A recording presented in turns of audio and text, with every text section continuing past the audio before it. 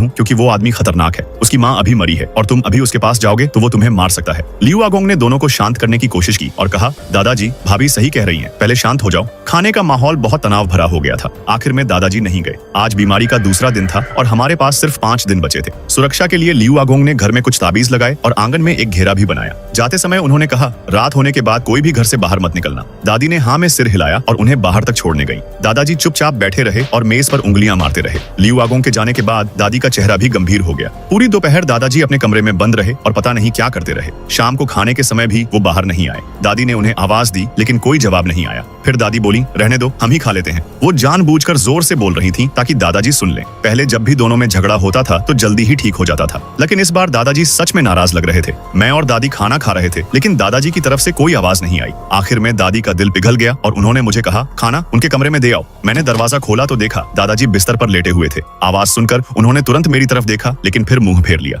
मुझे थोड़ा हंसी आई। मैंने कहा, दादी ने खाना भेजा है, खाना है तो खा लो वरना मत खाओ। ये सुनते ही वो उठकर बैठ गए और जोर से बोले, ठीक है आज ही मर जाता हूँ, तुम्हें आजादी मिल जाएगी। हमें नहीं पता था कि उनकी ये बात सच में उनकी आखिरी बात बन जाएगी। बाहर से दादी की आवाज आई, उस बूढ़े की बात मत सुन, जल्दी आकर हाथ मुंह धोकर सो जाओ। मैं चुपचाप कमरे से बाहर निकल आया। जल्दी आओ, हाथ मुंह धोकर कमरे में सो जाओ। शाम होते होते अंधेरा घिरने लगा था। मुझे वैसे ही अंधेरे से डर लगता था और अब जो कुछ चल रहा था उससे मेरा डर और बढ़ गया था। मैं बिना कुछ बोले जल्दी से कमरे से बाहर निकल गया। दादी को डर था कि कल रात वाली घटना फिर न हो जाए, इसलिए सोने से पहले उन्होंने अपने पैरों को रस्सी से बांध लिया। मैंने भी वही किया और अपने पैरों को बांध लिया। सब कुछ करने के बाद दादी ने लाइट बंद कर दी। कमरे में पूरा अंधेरा छा गया। पूरा आंगन असामान्य रूप से शांत था, लेकिन जितनी शांति थी मेरे अंदर उतनी ही घबराहट बढ़ रही थी। मुझे लग रहा था कि किसी भी पल दरवाजे पर दस्तक हो सकती है, लेकिन मैं सो गया और कुछ भी नहीं हुआ। आधी रात को अचानक ठंडी हवा के झोंके से मेरी नींद खुल गई। मौसम इतना ठंडा नहीं था, लेकिन ये हवा अजीब तरह से सिहरन पैदा कर रही थी। मुझे लगा कुछ गड़बड़ है, इसलिए मैं बिल्कुल भी हिला नहीं। मैंने आंखें बंद रखी और ध्यान से सुनने लगा। तभी मुझे